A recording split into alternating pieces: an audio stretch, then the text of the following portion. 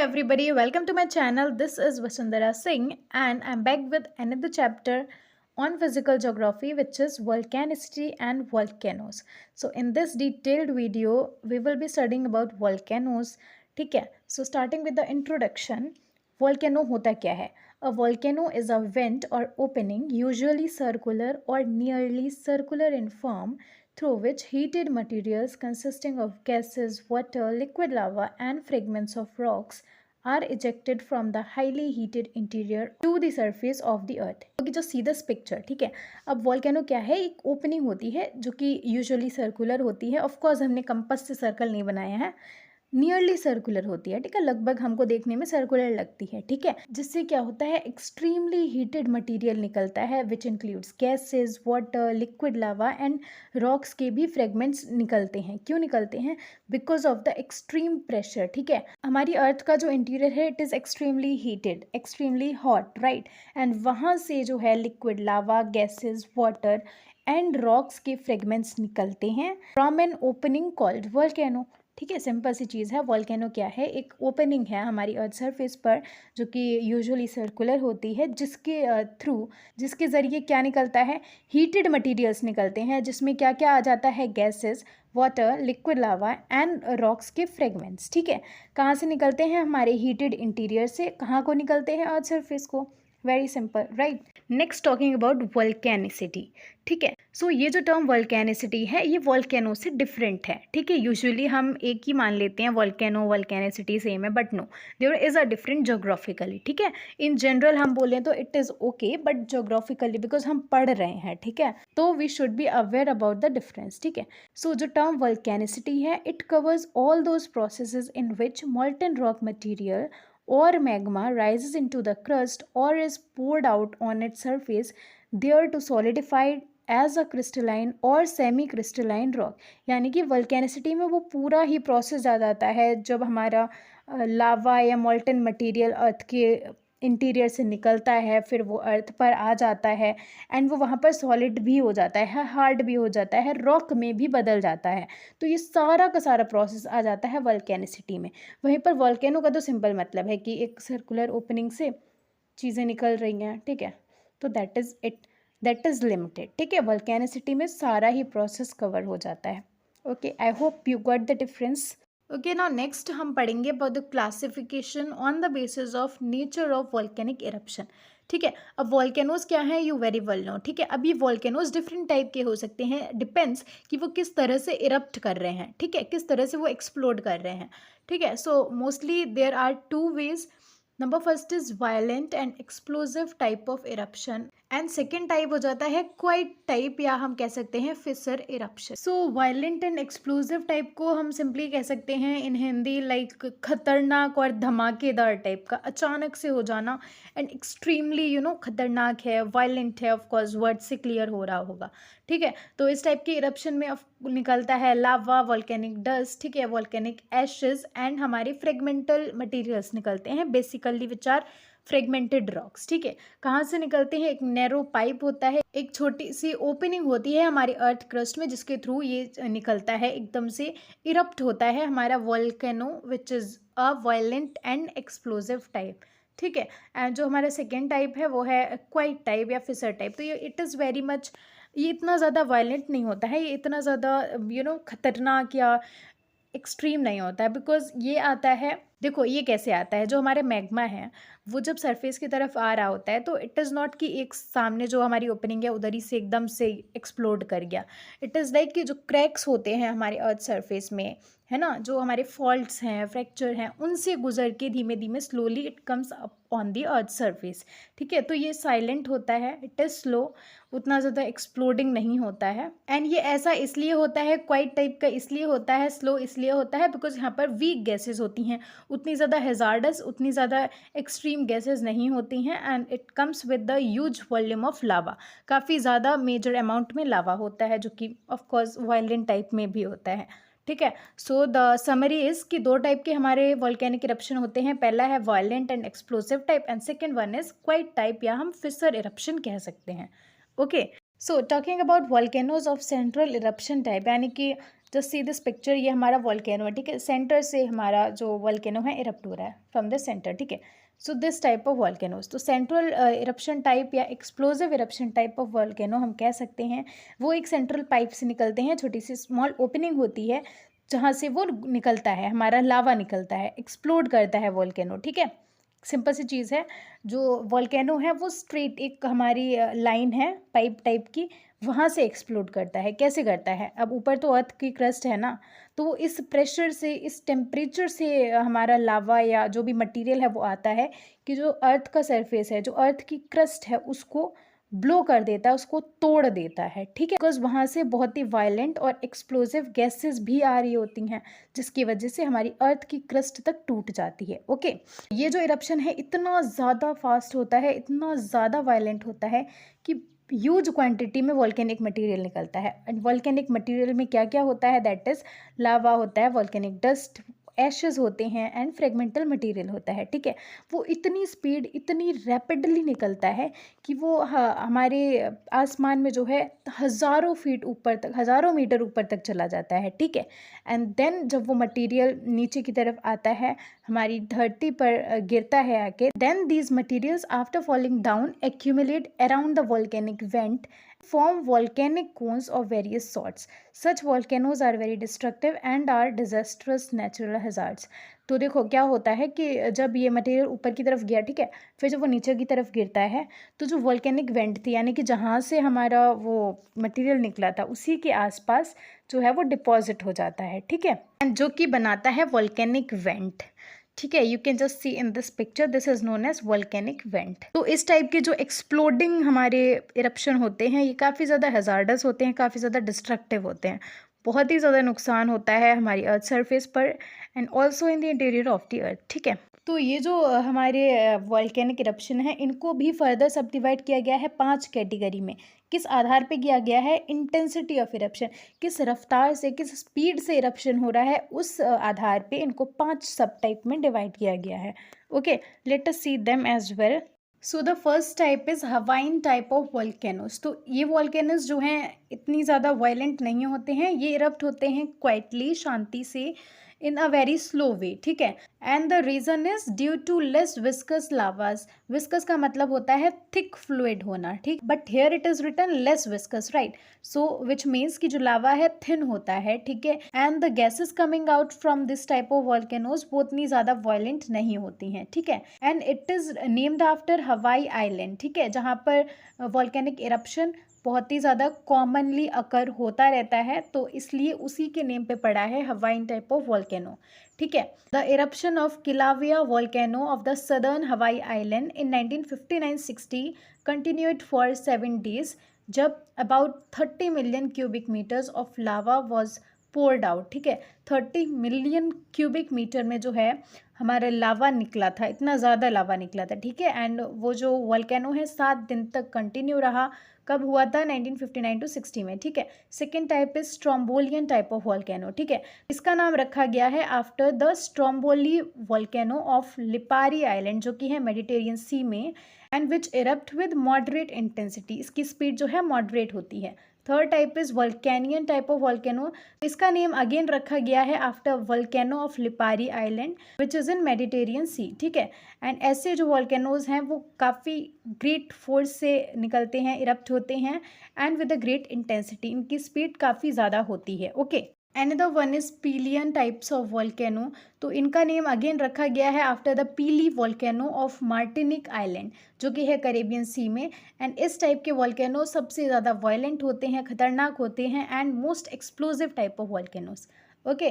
The fifth type is Vesuvius type of volcanoes. तो these are more और less similar to वॉल्केनियन या स्ट्रोम्बोलियन type, यानी कि जो विसूवियस टाइप है ये काफ़ी ज़्यादा मिलता जुलता है किससे, वल्केनियन और स्ट्रोम्बोलियन टाइप ऑफ वॉल्केनो से, ठीक है। द ओनली डिफरेंस इज कि इस टाइप के जो वॉल्केनोज की इंटेंसिटी है दैट इज़ एक्सट्रीमली वायलेंट, ठीक है, ये बहुत ही एक्सट्रीम होते हैं, ये काफ़ी ज़्यादा खतरनाक होते हैं।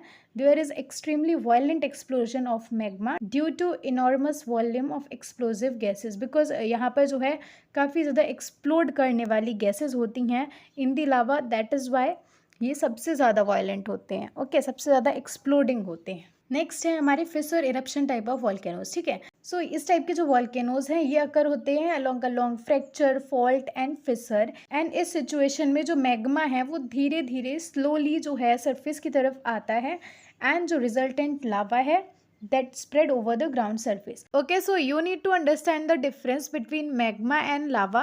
देखो चीज़ एक ही है, वॉल्केनिक इरप्शन की वजह से जो भी चीज़ें निकलती हैं, जो भी मटेरियल निकलता है उसी को मैग्मा या फिर लावा कहा जाता है, ठीक है। लेकिन जब वो मटेरियल, जब वो वॉल्केनिक इरप्शन से निकली हुई चीज़ें सरफेस के अंदर होती हैं, अर्थ के सरफेस के नीचे होती हैं, तब उनको हम मैग्मा बोलते हैं। एंड जब वही चीज़ सरफेस पर आ जाती है then it is called as lava, ठीक है। चीज़ एक ही है, कहाँ पर है इस वजह से उसका नेम डिफरेंट है, ठीक है। So we have one example of fissure eruption type of volcano, जहाँ पर लाकी फिसर इरप्शन हुआ था 1783 में। कहाँ पे हुआ था? आइसलैंड में हुआ था। तो वो इतना ज़्यादा क्विक था, इतना ज़्यादा डिवास्टेटिंग था कि उस इरप्शन से जो है काफ़ी ज़्यादा ह्यूज अमाउंट ऑफ लावा निकला था, जिसने कि 15 क्यूबिक किलोमीटर को कवर किया था। यानी कि 15 क्यूबिक किलोमीटर के एरिया में वो लावा पोर्ड हुआ था, फैला हुआ था, है ना। इतना ज़्यादा एक्सट्रीम अमाउंट में लावा निकला था due to the eruption. Okay, so lava flow इतना ज़्यादा था कि वो लगभग 350 किलोमीटर के डिस्टेंस को ट्रैवल कर गया था। ओके, सो विच मीन्स कि ये काफ़ी ज़्यादा डिजास्ट्रस, काफ़ी ज़्यादा एक्सट्रीम टाइप का इरप्शन हुआ था। ओके, नेक्स्ट टाइप का क्लासिफिकेशन है which is on the basis of period of eruption and interval period between two eruptions of a volcano. So इस बेसिस पर इनको 3 टाइप में डिवाइड किया गया है। बेसिस क्या है कि जो हमारा इरप्शन हो रहा है उसका पीरियड क्या है, ठीक है। दो वॉल्केनोज कितने दिनों के बाद में, कितने गैप के बाद में इरप्ट हो रहे हैं, तो उस बेसिस पर इनको डिवाइड किया गया है into active volcano, dormant volcanoes and extinct volcano. So active volcano की बात करें तो ये वो वॉल्केनोज होते हैं जो कि कॉन्स्टेंटली इरप्ट होते रहते हैं, ठीक है। एक पर्टिकुलर टाइम स्पेन के बाद में ये इरप्ट होते रहते हैं, ठीक है। कॉन्स्टेंट इजेक्शन होता है वॉल्केनिक लावा का, गैसेस का, एशेस एंड फ्रेगमेंटल मटेरियल, जो कि बहुत ही ऑब्वियस है। जब वॉल्केनिक इरप्शन होगा तो जो भी मटेरियल उसमें से निकलता है वो निकलेगा ही, ठीक है। It is estimated that there are about more than 500 volcanoes in the world. Okay, so it is more than 500 active volcanoes, ठीक है। एटना और स्ट्रोम्बोली जो है इसके एग्जाम्पल्स में आ जाएंगे which are in the Mediterranean sea, ठीक है। एक्टिव वॉल्केनोज के एग्जाम्पल में you can just remember these terms. Okay, second is dormant volcanoes. तो ये वो वॉल्केनोज होते हैं which become quiet after their eruptions for some time and there are no indications for future eruptions, but suddenly they erupt very violently and cause enormous damage to human health and wealth. Which means कि ये वो volcanoes होते हैं जो कि eruption के बाद में शांत हो जाते हैं एंड ऐसे इंडिकेशन भी देते हैं कि इनका अब फ्यूचर में इरप्शन नहीं होगा, but all of a sudden ये इरप्ट होते हैं काफ़ी ज़्यादा वायलेंटली, काफ़ी ज़्यादा जो है डिजास्ट्रस होते हैं, जो कि ह्यूमन लाइफ और प्रॉपर्टी को काफ़ी ज़्यादा नुकसान भी पहुंचाते हैं, ठीक है। सो इस कैटेगरी का बेस्ट एग्जांपल हो जाएगा विसुवियस वॉल्केनो, जो कि सबसे पहले इरप्ट हुआ था 79 एडी में, देन वो शांत रहा टिल 1631 एडी, ठीक है। And all of a sudden it exploded with great force, जिसकी वजह से काफ़ी ज़्यादा नुकसान भी हुआ है ह्यूमन लाइफ एंड प्रॉपर्टी को, ठीक है। थर्ड टाइप है एक्सटिंक्ट वॉल्केनो। तो यहाँ पर वो वॉल्केनोज कंसिडर करे जाते हैं जो कि अब इरप्ट नहीं होंगे, यानी कि जिन्होंने ऐसा इंडिकेशन दे रखा है कि वो अब जो है इरप्ट नहीं होंगे कभी भी फ्यूचर में। एंड इनका जो क्रेटर है, जो ऊपर का एरिया होता है, वो पानी से भर गया है, बेसिकली लेक्स बन गई हैं, ठीक है। सो उस टाइप के वॉल्केनोज को बोला जाता है एक्सटिंक्ट वॉल्केनोज। ओके, ना next we will talk about volcanic materials, यानी कि जब वॉल्केनो इरप्ट होता है तो जो भी मटेरियल उसमें से निकलता है व्हाट डज इट इंक्लूड, ठीक है, उसको हम यहाँ पर देखेंगे। So that includes vapour and gases, magma and lava, fragmental materials, ठीक है। सो वेपर एंड गैसेस की बात करें तो 60 से 90% जो है स्टीम और वेपर कॉन्स्टिट्यूट करता है ऑफ द टोटल गैसेस, यानी कि वॉल्केनिक इरप्शन से जितनी भी गैसेस निकली उनमें से 60 से 90% होता है स्टीम और वेपर, ठीक है। Volcanic gases include carbon dioxide, nitrogen oxide, sulphur dioxide, hydrogen, carbon monoxide ETC. And कुछ कंपाउंड्स भी इजेक्ट होते हैं जैसे कि sulphurated hydrogen, hydrochloric acid, volatile chlorides of iron, potassium and other metallic material. Okay, this was about vapor and gases. Next है magma and lava. तो जो molten rock materials होते हैं उनको magma बोला जाता है, अर्थ के सरफेस के नीचे, जो कि I have already explained you, ठीक है। एंड जैसे ही वो अर्थ के सरफेस पर आ जाता है तब हम उसको लावा बोलते हैं। तो ये होता क्या है, ये होता है मोल्टन रॉक मटेरियल, पिघला हुआ लिक्विड फॉर्म में, सेमी लिक्विड फॉर्म में जो हमारा रॉक मटेरियल होता है उसी को हम बोलते हैं मैग्मा या फिर लावा, ठीक है। Third thing is fragmental materials. So these are thrown during explosive type of eruption, and इनको 3 कैटेगरी में ग्रुप किया गया है। First is essential materials, that includes consolidated forms of live lava. These are also known as tephra, which means ash, ठीक है, basically एश, ठीक है। Second हो जाता है एक्सेसरी मटेरियल्स, जिसमें कि डेड लावा होता है, ठीक है। And the third one is accidental material, जिसमें कि क्रस्ट के जो हमारी रॉक है उसके फ्रेगमेंटल मटेरियल्स होते हैं। जो क्रस्ट की रॉक है उसके छोटे छोटे टुकड़े होते होंगे, या मतलब जितने भी बड़े होते हों तो वो फ्रेगमेंटल मटेरियल होते हैं। Okay, so this is what volcanic material include. Okay, so based on plate tectonics, there is close relationship between plate margins and volcanicity, as most of the world's active volcanoes are associated with the plate boundaries.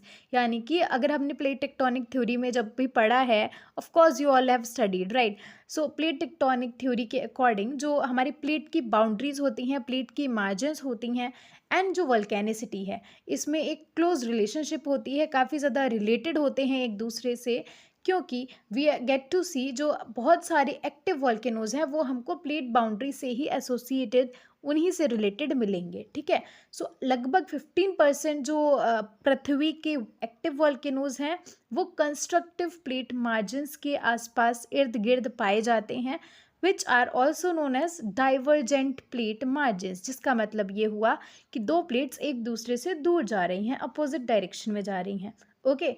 80% volcanoes जो हैं वो associated हैं convergent plate boundary से, यानी कि दो plates जो है कोलाइड कर रही हैं, ठीक है। So this is how we can say कि 15% जो है डाइवर्जेंट प्लेट मार्जिन्स के आसपास है, एंड 80% हमारे कन्वर्जेंट प्लेट मार्जिन्स के पास में है, okay. Also we need to know इस कि हमारे अर्थ पे 3 इंपॉर्टेंट बेल्ट्स हैं, या हम कह सकते हैं 3 इंपॉर्टेंट जोन्स हैं ऑफ वॉल्केनो, जिनको कि क्लासिफाई किया गया है as circum Pacific belt, secondly mid continental belt, and the third one is mid oceanic ridge belt, ठीक है। सो इनको आप एकदम थ्योरेटिकली पढ़ने से बेटर है कि just go through the map, ठीक है।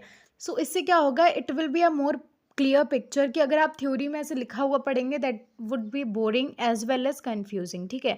जब आपके पास में मैप है तो आप क्लियर हो जाएंगे कि okay this is where it is located, आप जो है उसको प्रैक्टिकली देख पाएंगे कि हाँ ये कुछ एरिया है जहाँ पर हमारी ये बेल्ट लोकेटेड है, okay. So I would prefer कि आप मैप से ही लर्न कर लें, तो आप खुद भी लिख पाएंगे, ठीक है, इस एरिया से कनेक्ट होकर के इस एरिया में जाती है ये बेल्ट, ठीक है।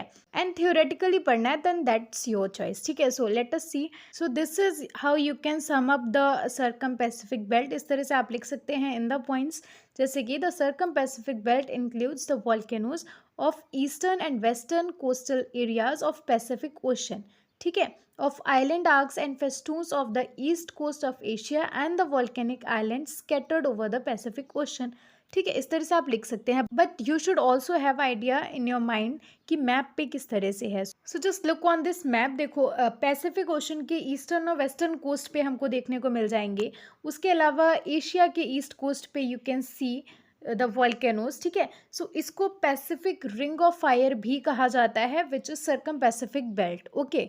सो आप वर्ड से भी इसको जो है एक्सपेंड कर सकते हैं, जब आपके दिमाग में नहीं आ रहा है, ठीक है, क्या प्लेसेस लिखूं क्या लिखूं, तो you can even right with your common sense कि जो पैसिफिक ओशन है उसके आसपास जो भी बिखरे हुए वॉल्केनोज हैं वो आ जाएंगे ना पैसिफिक बेल्ट में, है ना। एंड साथ ही पैसिफिक ओशन के ईस्टर्न कोस्ट पे, वेस्टर्न कोस्ट पे, एंड इधर एशिया आ जाता है तो एशिया के ईस्ट कोस्ट पे, इस तरह से जो ये वॉल्केनोज हैं फैले हुए हैं। एंड ये जो बेल्ट है सर्कम पैसिफिक बेल्ट, इसको हम फायर गिर्डल ऑफ द पैसिफिक या फिर the fire ring of Pacific भी कहते हैं, ठीक है। यहाँ पर जो वॉल्केनिक इरप्शन है वो मेनली क्यों होते हैं, क्योंकि जो अमेरिकन और पैसिफिक प्लेट है वो आपस में कोलाइड करती हैं, and due to subduction of Pacific plate below the Asiatic plate, and क्योंकि जो हमारी पैसिफिक प्लेट है वो एशियाटिक प्लेट के नीचे सबडक्ट कर जाती है। तो दीज आर 2 पॉसिबल रीजंस जिसकी वजह से यहाँ पर वॉल्केनिक इरप्शंस होते हैं, okay, second is mid continental belt. तो ये बेल्ट इंक्लूड करती है एल्पाइन माउंटेन चेन के जो भी वॉल्केनोज हैं एंड मेडिटेरियन सी के volcanoes and also the volcanoes of fault zone of eastern Africa. ठीक है, so you can just look on the map as well. This is the map. आप देख सकते हैं किस तरह से मिड कॉन्टिनेंटल बेल्ट के जो वॉल्केनोज हैं वो स्कैटर्ड हैं। ओके, एंड यहाँ के जो वॉल्केनिक इरप्शंस हैं वो क्यों होते हैं? तो वो होते हैं because of the collision of Eurasian plate and African and Indian plates. Collision यानी कि आपस में टकराना। ठीक है, तो सो इस बेल्ट के फेमस वॉल्केनोज में आ जाएंगे मेडिटेरियन सी के volcanoes which include Stromboli, Vesuvius, Etna, ETC and the volcanoes of Aegean sea. And eastern Africa का जो फॉल्ट जोन है उसके इंपॉर्टेंट वॉल्केनोज हो जाएंगे Kilimanjaro, Meru, Elgon, Virunga, ETC. Okay, so the third belt is mid Atlantic belt. ठीक है, so it includes volcanoes mainly along the mid Atlantic ridge which represents the splitting zone of plates. Plates के split होने को represent करता है। ठीक है, तो जो मिड अटलांटिक रिज है उसके आसपास जो भी वॉल्केनोज हैं वो आ जाएंगे मिड अटलांटिक बेल्ट में। ठीक है, you can also look into the map. This is the map. ठीक है, ये इस तरह से स्कैटर्ड है हमारे मिड अटलांटिक रिज के या we can say mid Atlantic belt के जितने भी वॉल्केनोज हैं। ठीक है, you can just have a look on this map. Okay, so in other words two plates diverge in opposite direction from the mid oceanic ridge। यानी कि mid oceanic ridge से जो दो प्लेट्स हैं वो अलग अलग जा रही हैं, अपोजिट डायरेक्शन में जा रही हैं। सो जो वॉल्केनोज यहाँ पर हैं मेनली फिसर इरप्शन टाइप के हैं volcanoes. The most active volcanic area is Iceland जो कि लोकेटेड है on the mid Atlantic ridge. And ये बेल्ट स्टार्ट कहाँ से होती है? From Hekla volcanic mountain of Iceland, जहाँ पर कई सारे जो है फिसर इरप्शन टाइप के वॉल्केनोज हमें देखने को मिलेंगे। ठीक है, सो डू रिमेंबर कहाँ से स्टार्ट होती है? From Hekla volcanic mountain of Iceland. Okay, so coming to the last topic of the chapter, now we will study the hazardous effects of volcanic eruption. यानी कि वॉल्केनिक इरप्शन की वजह से क्या कुछ नुकसान होता है, क्या कुछ डैमेज होता है हमारी ह्यूमन लाइफ्स को, ह्यूमन प्रॉपर्टी को, उसका एक ग्लिम्स हम देखेंगे यहाँ पर। So volcanic eruptions cause heavy damage to human lives and property through advancing hot lavas and fallout of volcanic materials. Destruction to human structures such as buildings, factories, roads, rails, airports, dams, and reservoirs through hot lavas and fires caused by hot lava. So we all know जो हमारा लावा निकलता है volcanic eruption से वो extremely hot होता है, उसका temperature काफ़ी हाई होता है जिसकी वजह से जब वो अर्थ सरफेस पर आता है, ठीक है ना, अर्थ सरफेस पर उसका फॉल आउट होता है, वो गिरता है तो वो काफ़ी ज़्यादा डिस्ट्रक्शन क्रिएट करता है ह्यूमन लाइफ में। ह्यूमंस के बनाए हुए जो भी स्ट्रक्चर्स हैं, बिल्डिंग्स हैं, है ना, फैक्ट्रीज़ वगैरह हैं, उन सब में काफ़ी ज़्यादा जो है डिस्ट्रक्शन लाता है क्योंकि लावा इतना ज़्यादा एक्सट्रीम टेम्परेचर का है तो ऑफकोर्स सारी चीज़ें जला बुझा के राख कर देगा, right. So a few of the severe damages brought by volcanic eruption, उनको हम समराइज करेंगे as under: huge volume of hot and liquid lavas moving at considerably fast speed bury human structures, kill people and animals, destroy agriculture farms and pastures, plug rivers and lakes, burn and destroy forest, etc. Okay, so huge loss होता है specially जो populated regions है वहाँ पर अगर volcanic eruption आता है तो of course it is a great loss, right. The great eruption of Mount Loa on Hawaii poured out such a huge volume of lavas that उसने 53 किलोमीटर लॉन्ग डिस्टेंस को cover किया था डाउन दी स्लोप। ठीक है, enormous Laki lava flow of 1783 AD, उसने travel किया था 350 kilometre के डिस्टेंस को, यानी कि 350 किलोमीटर तक लावा फैला था जिसकी वजह से 2 चर्चेस ख़राब हो गए थे, डिस्ट्रॉय हो गए थे, 15 एग्रीकल्चरल फार्म्स बर्बाद हो गए थे एंड साथ ही उस एरिया की बेसिकली आइसलैंड की 24% पॉपुलेशन भी ख़त्म हो गई थी because of the volcanic eruption. So you can just imagine कितना ज़्यादा लॉस होता है due to volcanoes. Fallout of immense quantity of volcanic materials including fragmental materials, dust, ashes, smoke, etc. covers large ground surface and जिसकी वजह से क्या होता है, क्रॉप्स, वेजिटेशन, बिल्डिंग्स ये सभी खराब हो जाती हैं, डिस्ट्रॉय हो जाती हैं। ठीक है, जो नेचुरल ड्रेनेज सिस्टम है वो भी खराब होता है, डाइवर्ज हो जाता है, ठीक है ना, उसका जो रूट है वो भी चेंज हो जाता है एट टाइम्स। ठीक है, इट क्रिएट्स हेल्थ हैजार्डस क्योंकि वॉल्केनिक इरप्शन से जो है काफ़ी ज़्यादा जहरीली गैसेस भी निकलती हैं जिसकी वजह से जो है हेल्थ इश्यूज भी होते हैं लोगों को एंड इन पॉइजनस गैसेस की वजह से किलर एसिड रेन्स भी होती हैं। सो या वी कैन इवन से कि काफ़ी ज़्यादा लॉस होता ही होता है। ऑल्सो कुछ बेनिफिट्स तो हैं ही वॉल्केनिक इरप्शन के कि अलग अलग टाइप के लैंडफॉर्म्स क्रिएट होते हैं, but you can't ignore this side of the eruptions as well, ठीक है. It brings with them a great loss. Okay. All types of volcanic eruptions, if not predicted well in advance, causes tremendous losses to precious human lives. Sudden eruptions of violent and explosive type through central pipe does not give any time to human beings to evacuate themselves and thus to save themselves from the clutches of death looming large over them.